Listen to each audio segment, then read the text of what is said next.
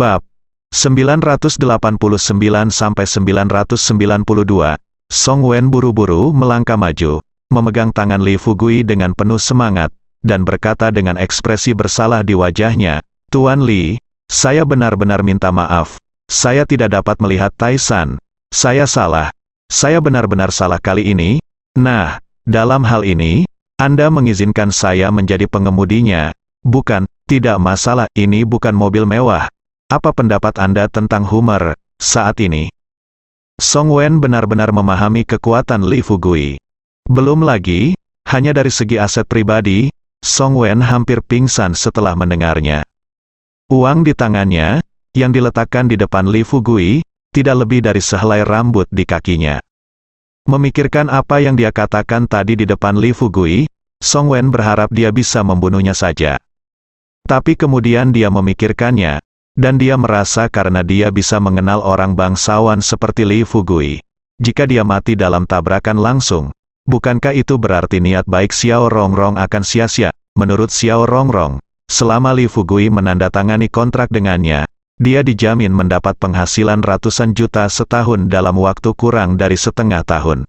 Qi Kuai Kuo. Li Fugui berkata sambil tersenyum, "Tidak apa-apa, yang tidak tahu tidak bersalah. Haha. Ayo duduk dan makan bersama. Ini tidak enak, tapi rasanya cukup enak, jangan tidak menyukainya." Hua Duo berkata sambil tersenyum. "Fugui, kamu membosankan sekarang. Dia sudah meminta maaf padamu, dan kamu masih mengatakan ini padanya. Bukankah ini hanya memintanya untuk menemukan celah di tanah merangkak masuk?" Song Wen terkekeh, buru-buru melambaikan tangannya dan berkata, "Tidak apa-apa. Tidak apa-apa, tidak peduli apa yang dikatakan Tuan Li. Ngomong-ngomong, Tuan Li, apa hubungan Anda dengan Tuan Xiao dan pemimpin ini?" Li Fugui menatap Song Wen dengan setengah tersenyum tetapi berkata, "Bagaimana menurutmu?" Song Wen tertegun sejenak, dan kemudian tiba-tiba menyadarinya, dia tidak bisa menahan senyumnya di bibirnya, dan berkata kepada Li Fugui, "Hei, aku mengerti." Xiao Rongrong tidak membantah, tapi Hua Duo segera membuang senyuman di wajahnya dan berkata dengan wajah datar, "Sudah kubilang, hubungan kita tidak sekotor yang kamu kira." Li Fugui juga mengangguk dan tersenyum, Ya, kami sangat polos." Hua Duo tidak bisa berkata-kata dan memelototi Li Fugui, "Apakah kamu masih ingin aku berakting denganmu?" Li Fugui buru-buru menyerahkan sumpit kepada Hua Duo dan berkata sambil tersenyum, "Tentu saja, jangan marah. Ayo makan cepat, dan kembali istirahat setelah makan. Kita harus berbisnis besok pagi." Hua Duo mengambil sumpit dengan marah dan mulai makan. Li Fugui menarik kembali pikirannya dan bertanya sambil makan, "Xiao Song, izinkan saya bertanya, berapa lama waktu yang dibutuhkan untuk berkendara dari sini ke Kuil Yuksu?" Song Wen tampak sedikit terkejut ketika mendengar tiga kata Kuil Yuksu. Ditanyakan, "Tuan Li, apakah Anda akan pergi ke Kuil Yuksu?" Li Fugui mengangguk dan tersenyum, "Ya, ada apa? Tidak bisakah saya tetap pergi ke tempat ini?" Song Wen melambaikan tangannya dengan cepat, tetapi ada yang jelas menatap matanya, tampak sedikit khawatir. "Tuan Li, tidak apa-apa untuk pergi, tetapi Anda harus melihat apa yang akan Anda lakukan di sana. Jika Anda hanya bepergian dan melihat pemandangan, Kuil Yuksu juga merupakan tempat yang bagus untuk pergi, tetapi jika Anda berencana pergi ke sana dan melakukan hal lain, menurut saya lebih baik Anda tidak pergi ke sana.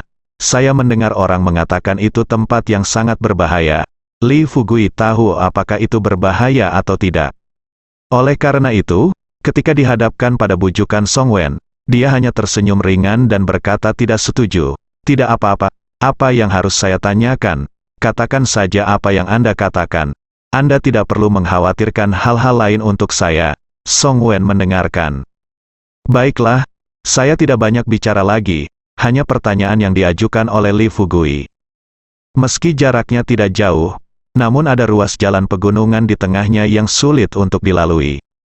Tapi mobil saya pasti bisa melewatinya. Adapun waktunya, saya akan berangkat besok jam 8 pagi hari dan saya pasti akan sampai di kaki gunung pada jam 2 siang. Tapi sesampainya di kaki gunung, saya ingin pergi ke Kuil Yuksu. Anda harus mendaki gunung. Jika Anda dalam kondisi fisik yang baik, Anda dapat berangkat dalam 3 atau 4 jam. Tetapi jika kondisi fisik Anda buruk, mungkin akan memakan waktu 7 atau 8 jam. Saran saya, sebaiknya kita berangkat besok pagi, tiba di kaki gunung, sehingga kamu bisa pergi ke puncak kuil Yuksu pada siang hari dan berputar-putar. Jika kamu pergi dengan cepat, kamu mungkin bisa kembali pada jam 12 malam, Li Fugui berpikir. Sejenak sementara dan merasa bahwa pengaturan ini adalah yang paling tepat. Setelah beberapa orang berdiskusi sambil makan, Li Fugui meminta Song Wen untuk mengantar mereka kembali ke hotel, sedangkan Song Wen langsung pulang dan mengganti Hummer miliknya yang sudah lama tidak dikendarainya. Saat ini, langit berangsur-angsur menjadi gelap. Li Fugui, Hua Duo dan Xiao Rongrong tertawa sepanjang perjalanan kembali ke kamar hotel. Tetapi begitu mereka sampai di pintu, Li Fugui berhenti dan mengerutkan kening ketika dia merasakan energi yang kuat di dalam ruangan. Hua Duo juga memperhatikan sesuatu yang aneh di ruangan itu, sedikit mengernyit, merendahkan suaranya, dan bertanya pada Li Fugui dengan sedikit kebingungan. Fugui, apa yang terjadi? Li Fugui menggelengkan kepalanya dan memberi isyarat agar Hua Duo dan Xiao Rongrong mundur. Dia datang ke pintu, dan ketika dia sudah siap, dia mendorong pintu hingga terbuka. Bergegas ke dalam kamar, ketika Li Fugui melihat pemandangan di depannya, dia benar-benar mati rasa. Saya datang ke kota Honghe sendirian, tetapi saya belum menemukan seorang gadis, ular hitam besar yang dibawanya sangat kuat. Saya tidak tahu di mana dia menculik ular hijau kecil. Yang terpenting, kedua makhluk tak tahu malu ini benar-benar terjalin saat ini, melahirkan anak di atas karpet di hadapan mereka. Ular hitam besar itu tidak terkejut saat melihat Li Fugui masuk. Ia hanya terjerat dengan ular hijau tersebut dan bergerak menuju dinding. Ular hijau kecil itu justru menoleh, tampak sedikit malu, dan mendekatkan kepalanya ke leher ular hitam besar itu. Setelah Hua Duo dan Xiao Rongrong memasuki pintu, mereka juga terkejut saat melihat pemandangan di depan mereka. Mereka pernah melihat manusia, dan anak-anak sebelumnya, tetapi ini pertama kalinya mereka melihat ular dan ular. Li Fugui memasukkan tangannya ke dalam sakunya. Dengan ekspresi bangga di wajahnya, dia tersenyum pada Hua Duo dan Xiao Rongrong dan berkata, "Bagaimana kabarmu? Aku hanya ingin bertanya bagaimana kabarmu. Bukankah ini sebesar ini, ular hitam milikku yang kuat? Aku baru berada di sini selama sehari dan ternyata aku telah menemukan pasangan. Dan jika kamu melihatnya, ular hijau kecil ini benar-benar manusiawi." Hua Duo memutar matanya pada Li Fugui dan mendengus dengan dingin. Hanya pemilik yang tidak tahu malu yang dapat membudidayakan hewan peliharaan yang tidak tahu malu seperti itu. Apakah kamu layak untuk dibanggakan? Li Fugui perlahan berjongkok dan memperhatikan setiap gerakan ular hitam dan ular hijau kecil itu dengan penuh minat. Ketika dia melihat Hua Duo berjalan menuju sofa di sebelahnya, dia tersenyum dan menggoda, Duo, ayo cepat dan lihat. Kamu pasti belum pernah melihatnya sebelumnya." Wajah Hua Duo memerah, dia mengerutkan kening dan mengutuk tak tahu malu. Saat ini, ular hitam besar itu benar-benar menjulurkan lidahnya dan mengeluarkan suara mendesis. Sepertinya juga memarahi Li kekayaan yang tidak tahu malu. Li Fugui memiliki senyum santai di wajahnya dan terus berkata dengan tidak setuju. Lagi pula, aku tidak menyangka ular hitam besar kita akan setampan aku. Hua Duo sama sekali tidak berbelas kasihan saat dia menyerang Li Fugui. Mendengar apa yang dikatakan Li Fugui, dia mencibir dan berkata, kamu tidak bisa mengatakan kamu tampan, kan? Menurutku kamu penurut. Li Fugui tidak marah, bagaimanapun, mereka sudah bersama begitu lama, dan dia juga mengetahui isi hati Hua Duo, sekarang ada ruang besar yang tersisa untuknya. Tepat ketika dia hendak memberi waktu pada ular hitam besar itu untuk melihat betapa kuatnya ular hitam besar itu, dia tidak menyangka tiba-tiba ada langkah kaki yang terburu-buru di bawah. Dengarkan suara, Li Fugui merasa sedikit tidak nyaman. Dari suaranya, pada dasarnya dia dapat menyimpulkan bahwa orang-orang ini bukan dari hotel. Tepat ketika saya penasaran, saya tidak menyangka pintunya langsung dibuka. Ketika Hua Duo mendengar suara itu, dia segera berdiri. Xiao Rongrong juga melihat ke pintu dengan tatapan waspada. sementara Li Fugui sedikit mengernyit dan melihat ke pintu. Saya melihat dua pria jangkung bergegas masuk dan berdiri di sisi kiri dan kanan pintu. Segera setelah itu, ada seorang gadis kecil yang tampaknya berusia sekitar 17 atau 18 tahun. Dia tidak tinggi, memiliki kuncir kuda, dan berkulit merah, bibir dan gigi putih. Wajah mungilnya memancarkan kata imut. Mata besar berair tertuju pada ular hitam besar dan ular hijau kecil begitu mereka memasuki pintu. Setelah melihat pemandangan di depannya, gadis kecil itu langsung mengamuk. Tanpa mengucapkan sepatah kata pun, dia mengeluarkan belati dari pinggangnya dan bergegas menuju ular hitam besar itu. Ular hitam besar yang sedang asyik bersenang-senang dengan ular hijau kecil itu jelas-jelas ketakutan oleh gadis ini. Ia segera berbalik dan berpisah dari ular hijau kecil itu. Ular hijau kecil itu buru-buru merangkak ke arah gadis itu. Namun sesampainya di depan gadis itu, ia berhenti, mengangkat kepalanya, menjulurkan huruf ularnya, dan mengeluarkan suara mendesis. Bahkan orang bodoh pun dapat mengetahui dari adegan ini bahwa ular hijau kecil itu jelas tidak ingin gadis ini menyakiti ular hitam besar itu. Gadis kecil itu tidak peduli bagaimana ular hijau kecil itu mencoba menghentikannya. Dia menundukkan kepalanya, dan hanya dengan melihat, ular hijau kecil itu menundukkan kepalanya dan merangkak di belakang wanita itu. Ular hitam besar itu masih tergeletak di pojok, tak bergerak. Li Fugui sempat penasaran, berpikir bahwa dia tahu betapa kuatnya ular hitam besar ini. Tapi kenapa dia begitu patuh di depan gadis ini? Melihat gadis ini mendatangi ular hitam besar itu dan berencana membunuh ular hitam besar itu secara langsung, Li Fugui bergegas mendekat dan berdiri di depan ular hitam besar itu dan gadis itu. Qi Kuai berkata, "Ahem, adik perempuan, apa yang akan kamu lakukan? Ini hewan peliharaanku, jangan main-main." Li Fugui segera menghentikannya. Gadis itu mengerutkan kening dan akhirnya berbicara, berkata dengan keras, "Minggir, atau aku akan membunuhmu juga." Senyuman santai muncul di bibir Li Fugui saat dia melihat gadis itu datang. Kalimat adik perempuan, kamu tidak tua dan emosimu tidak buruk. Berhentilah membuat masalah, ular hitam besar sepertiku ini hanya ingin mencari pacar.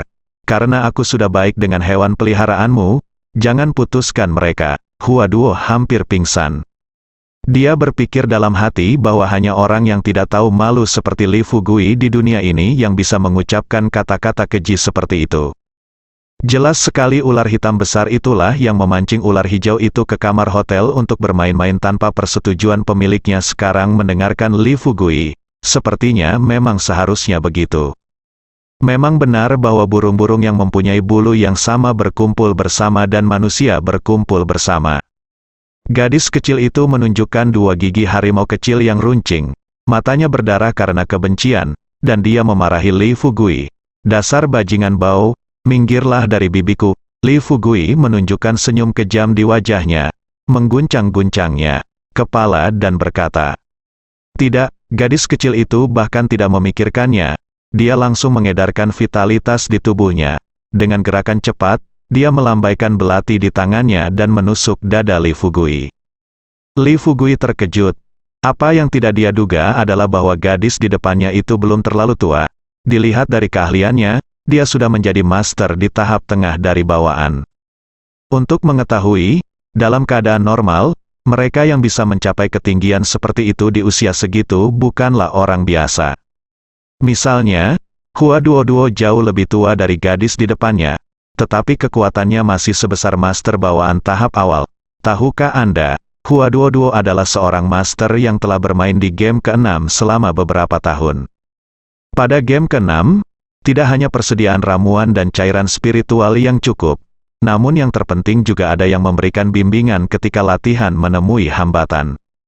Dalam hal ini, kekuatan Hua Duo belum menembus bawaannya, tetapi gadis kecil Pianzi di depannya telah mencapai ketinggian seperti itu. Tidak ada keraguan bahwa gadis kecil Pianzi ini pasti sudah diberi ramuan atau cairan spiritual sejak dia masih kecil. Sambil berpikir, Li Fugui dengan cepat menghindar dan meraih pergelangan tangan gadis itu. Gadis kecil itu jelas terpana.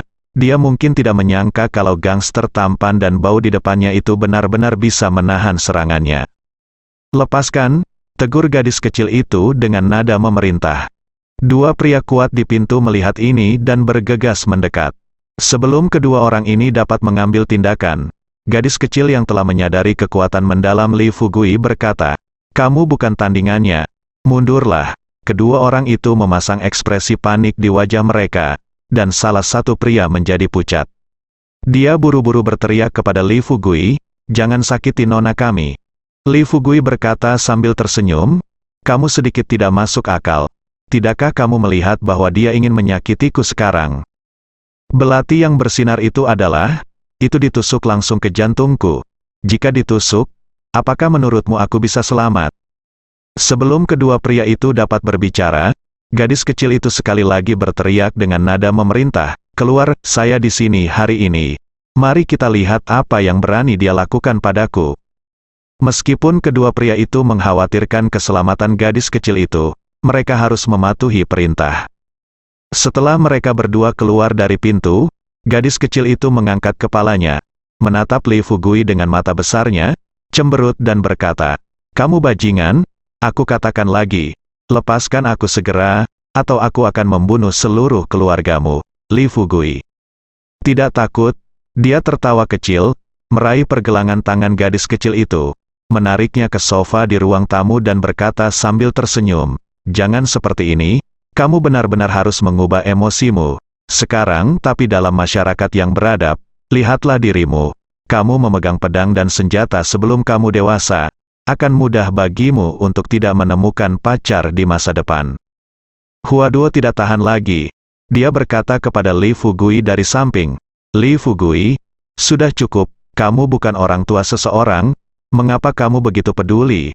Selain itu, masalah ini awalnya disebabkan oleh kamu, seekor ular hitam, dan sekarang kamu benar-benar mengajariku sebuah pelajaran. Apakah ada seseorang di sini?" Li Fugui berkata dengan senyum tidak setuju. "Saya mengatakan yang sebenarnya, lihat dia. Dia baik-baik saja berkat keahlian saya. Jika dia tidak begitu terampil, mengapa dia tidak membunuh seseorang hari ini?" dia berkata. Li Fugui menatap gadis kecil itu lagi, tersenyum tipis dan berkata, "Paman, aku memiliki temperamen yang buruk saat itu. Tapi sekarang, menurutmu apakah aku memiliki temperamen yang baik?" Tanpa diduga, sebelum dia selesai berbicara, gadis itu meludahi wajah Li Fugui. Untungnya, Li Fugui bereaksi cepat dan diam tepat waktu. Jika tidak, ludahnya akan terbang ke mulut Li Fugui. Li Fugui menyembunyikan senyuman di wajahnya, seperti seorang guru sekolah, dan berkata kepada gadis dengan wajah serius, "Tidak baik bagimu untuk meludah di setiap kesempatan. Kebiasaan ini perlu diubah. Ngomong-ngomong, sudahkah kamu lulus SMP?" Gadis itu mengertakkan gigi dan berkata, "Bibiku tepat berusia 18 tahun ini. Dasar jalang, jika kamu ingin hidup, segera lepaskan bibimu. Jika tidak, aku akan membuatmu mati dengan menyedihkan hari ini." Mata Li Fugui berbinar dan dia sangat gembira. Dia bertanya dengan heran, "Apa, kamu sudah berumur 18 tahun? Aku tidak melihatnya." "Ya, berdiri dan biarkan paman melihatnya." Setelah mengatakan itu, Li Fugui menarik gadis itu ke atas dan melihat lebih dekat. Matanya, dia terus tersenyum dan berkata, "Jangan katakan itu. Kamu terlihat seperti berumur 18 tahun. Seorang gadis berusia 18 tahun adalah sekuntum bunga. Apakah milikmu bunga-bunga landak?" Hua Duo dan Xiao Rongrong berhenti memperhatikan Li Fugui. Mereka tahu bahwa tidak ada yang bisa mereka lakukan terhadap orang ini bahkan jika dia ingin mati. Selain itu, kelakuan gadis cilik ini memang agak berlebihan. Dua ular sedang bermain-main, jadi tidak apa-apa untuk masuk dan berdebat dengan mereka. Tetapi menyerang dengan tujuan membunuh seseorang, seperti yang dikatakan Li Fugui, itu terlalu berlebihan. Entah keluarga siapa yang membesarkannya, jika karakter seperti ini tidak diubah, cepat atau lambat akan menimbulkan masalah besar. Li Fugui menghela nafas, dan seperti gurunya, dia meraih pergelangan tangan gadis kecil itu, dengan paksa menekan vitalitas dalam tubuhnya, dan dengan serius memperingatkan, "Baiklah, berhentilah main-main, duduk dan biarkan aku berbicara denganmu, bicara tentang prinsip-prinsip kehidupan." Sebelum dia selesai berbicara, Gadis kecil itu berteriak, kamu disebut lumpuh, kamu lepas atau tidak? Li Fugui juga kehilangan kesabaran. Saya membujuknya dengan sangat baik. Tetapi gadis ini sangat keras kepala dan keras kepala. Bagaimana jika dia besar nanti? Bukankah dia baru saja menjadi iblis kecil kota Honghe? Nak, pamanku berbicara begitu baik kepadamu. Kenapa kamu terus mengumpat?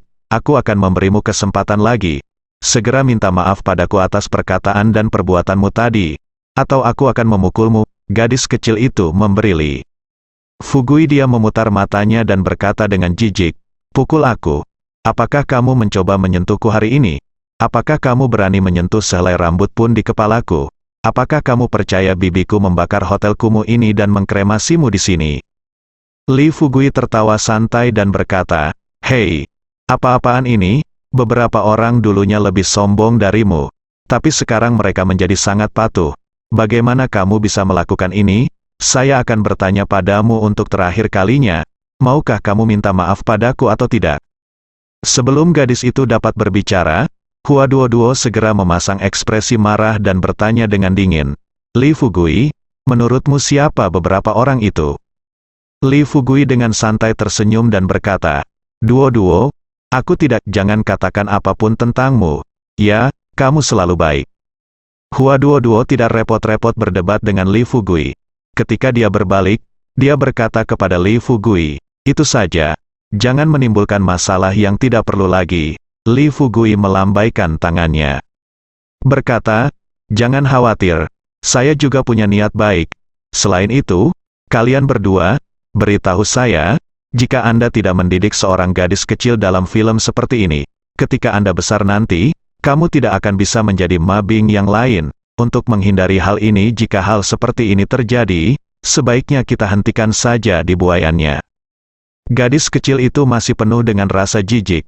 Begitu Li Fugui selesai berbicara, dia berkata lagi, mencekikmu hingga lumpuh. Li Fugui tidak melakukannya kali ini. Tanpa ragu-ragu, dia mendorong gadis kecil itu ke atas sofa. Sebelum ada yang bereaksi, Li Fugui mengangkat ujung rok pendeknya. Ketika dia melihat celana dalam putih bersih gadis itu, dia mengulurkan tangannya dan menepuk pantat gadis itu tanpa ragu-ragu. Bentak, ada suara tajam di dalam ruangan. Seluruh dunia tampak sunyi saat ini. Gadis kecil yang terdesak di atas sofa itu tertegun sejenak. Rasa sakit yang membakar di pantatnya membuat pikirannya menjadi kosong. Dia sudah sangat tua dan dia benar-benar dipukuli. Sebelum dia dapat berbicara, Li Fugui memimpin dan bertanya, minta maaf atau tidak? Gadis kecil itu memiliki mulut yang keras.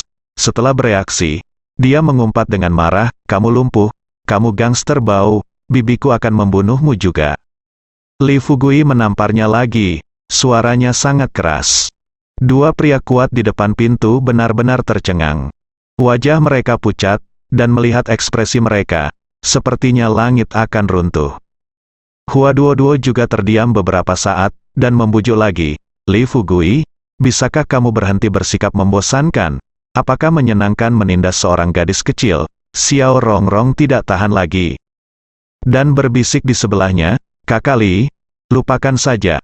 Ayolah, jangan membuat masalah ini menjadi masalah besar. Itu urusan mereka, apakah mereka mendengarkan atau tidak. Mengapa kita harus begitu peduli? Li Fugui memiliki sifat keras kepala. Jika dia bertahan dimarahi oleh seorang gadis kecil begitu lama, bukankah dia akan menamparkan dirinya sendiri? Selain itu, melihat postur gadis kecil itu, jika dia tidak bisa membuatnya menyadari kesalahannya hari ini, tindakan selanjutnya pasti akan sangat terpengaruh. Sambil berpikir seperti ini, Li Fugui dengan santai berkata, tidak apa-apa, kalian tidak percaya, dia akan segera meminta maaf. Seperti yang diharapkan Li Fugui, ketika dia mengangkat tangannya untuk ketiga kalinya, Xiao gadis itu akhirnya mengerti, takut. Sejalan dengan prinsip bahwa orang baik tidak pernah menderita kerugian secara langsung.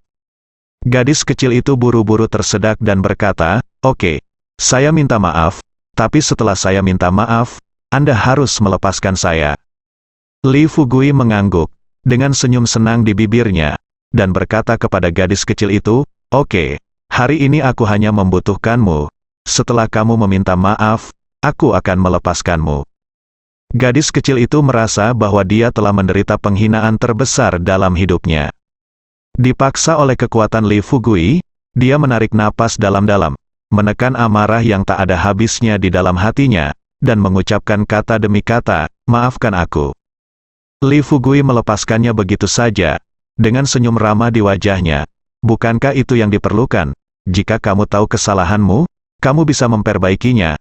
Oke, jangan mengucapkan kata-kata buruk sama sekali di masa depan." Gadis kecil itu segera berdiri, mengepalkan tangan kecilnya yang berwarna merah muda, mengangkat kepalanya, dan melihat ke arah dua garis air mata langsung mengalir dari sudut mata Li Fugui. Li Fugui tidak tahan, jadi dia meminta maaf dan berkata sambil tersenyum, "Jangan menangis. Aku hanya mengajarimu bagaimana menjadi manusia." Sebelum Li Fugui selesai berbicara, gadis kecil itu menggeliat mengepalkan tangannya, menyeka air mata dari sudut matanya, lalu berbalik dan pergi. Tunggu sampai gadis kecil itu keluar. Li Fugui bersandar di sofa dan bertanya kepada Hua Duoduo secara sengaja atau tidak sengaja, "Ngomong-ngomong, kamu sudah memberitahuku sebelumnya bahwa keluarga Gongyang adalah satu-satunya keluarga seni bela diri kuno di kota Honghe. Apa kekuatan mereka di kota Honghe? Bagaimana dengan itu?" Hua Duoduo segera menjadi gelisah setelah mendengar ini. Dia tahu bahwa Li Fugui tidak bisa menanyakan pertanyaan ini padanya tanpa alasan. Karena dia bertanya sekarang, itu berarti Li Fugui seharusnya sudah menebak sesuatu.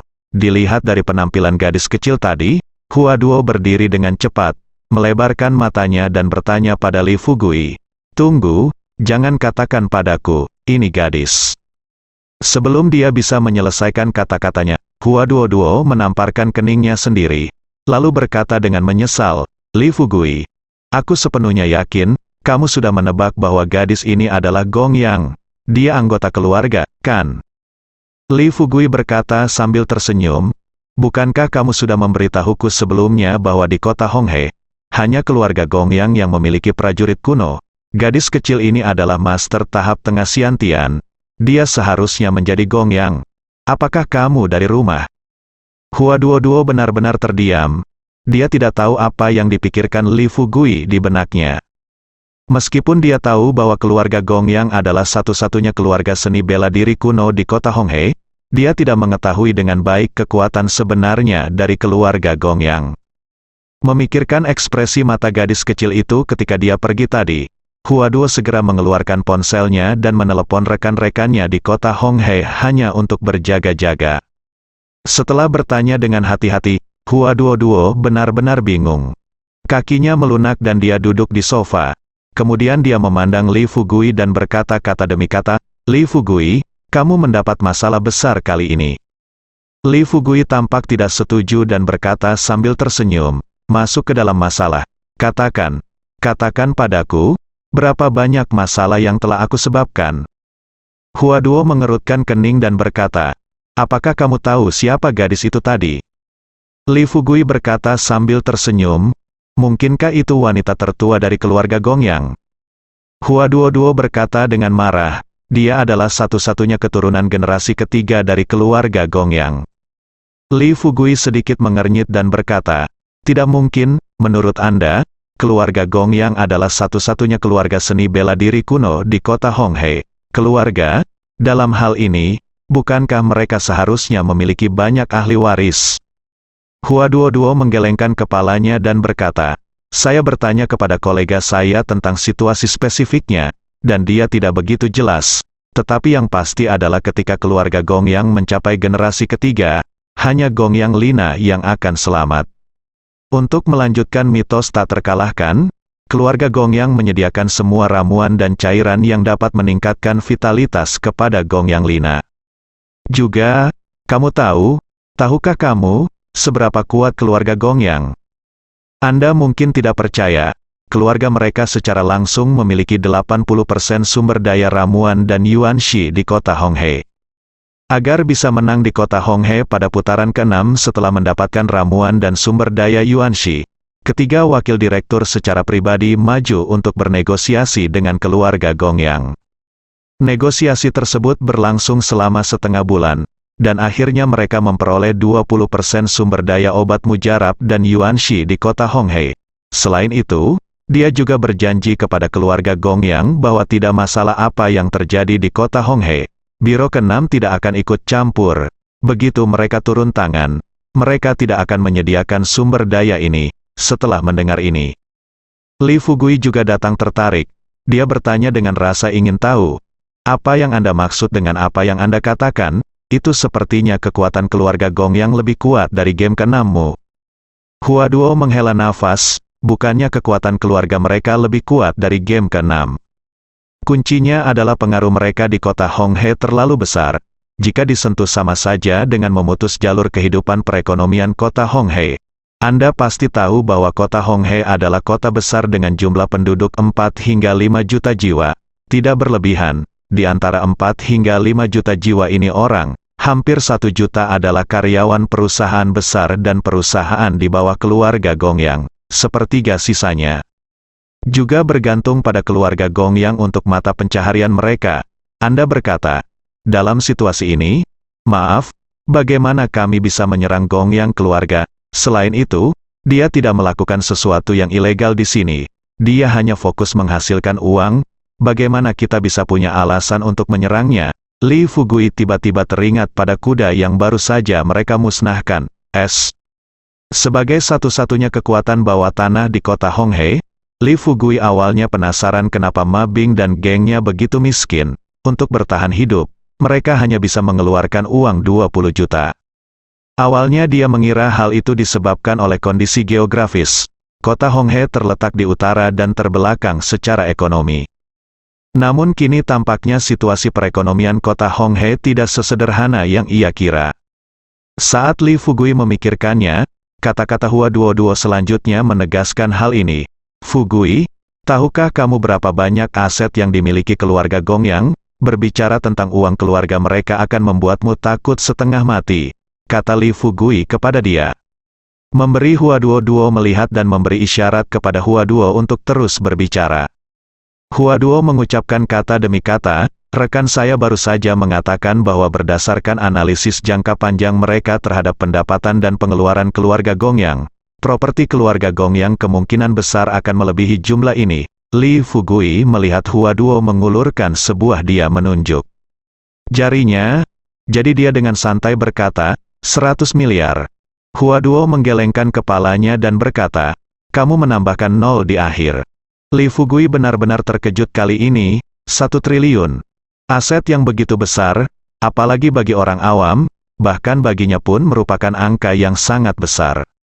Sejauh yang dia tahu, total aset keluarga Ye, keluarga Lin, dan keluarga Zheng di kota Jiangnan tidak melebihi angka tersebut. Setelah terkejut, Li Fugui menanyakan pertanyaan paling kritis, apa kekuatan keseluruhan dari tuan keluarga mereka? Huaduo menggelengkan kepalanya dan berkata, saya tidak tahu, keluarga Gongyang jarang mengambil tindakan terhadap orang lain. Apa yang mereka bisa menyelesaikannya dengan uang, tidak akan pernah menggunakan kekerasan untuk menyelesaikannya. Tetapi Anda mungkin dapat membayangkan bahwa sebuah keluarga sebesar itu, tanpa perlindungan para ahli terkemuka, bagaimana mereka bisa bertahan begitu lama di kota Honghe? Li Fugui ekspresi wajahnya berangsur-angsur menjadi serius. Ia tidak takut konflik dengan keluarga Gongyang, selama waktu memungkinkan, ia bisa bersenang-senang dengan keluarga Gongyang. Tapi masalahnya, situasi di desa Xiaoxi sana tidak bagus. Di game ke-6, saya tidak tahu bahwa desa Xiaoxi akan diserang suatu hari nanti. Selain itu, tuan dari keluarga Lu akan datang cepat atau lambat. Jika saya memusatkan seluruh pikiran saya pada pertempuran dengan keluarga Gongyang, sekali keadaan darurat yang terjadi di desa Xiaoxi, pasti akan membuatnya lengah. Selain itu, pemahamannya saat ini tentang keluarga Gongyang hanya berdasarkan apa yang dikatakan Huaduo barusan, dia masih belum mengetahui situasi sebenarnya. Jika keluarga Gongyang benar-benar memiliki Master Top, tidak diketahui apakah dia dapat menahan serangan lawan. Memikirkan hal ini, Li Fugui tersenyum pahit dan berkata, hei, lihat apa yang terjadi. Begitu dia selesai berbicara, Huaduo berkata dengan marah, saya meminta Anda untuk baik-baik saja dan tidak menimbulkan masalah, tetapi Anda tidak mendengarkan. Apakah kamu baik-baik saja sekarang? Mulailah masalah. Sulit bagimu untuk melahirkan bibi seperti itu. Pada saat ini, Xiao Rongrong menyarankan, Saudara Li, mengapa kita tidak pergi ke kuil Yuksu sekarang, dan menyelesaikan semuanya di kuil Yuksu pertama, dan tunggu sampai kita turun gunung, dan mari kita lihat sikap keluarga Gongyang. Dalam hal ini, kita dapat menghindari sisi tajamnya, dan pada saat yang sama dapat memberi kita kesempatan untuk bernapas, bersambung.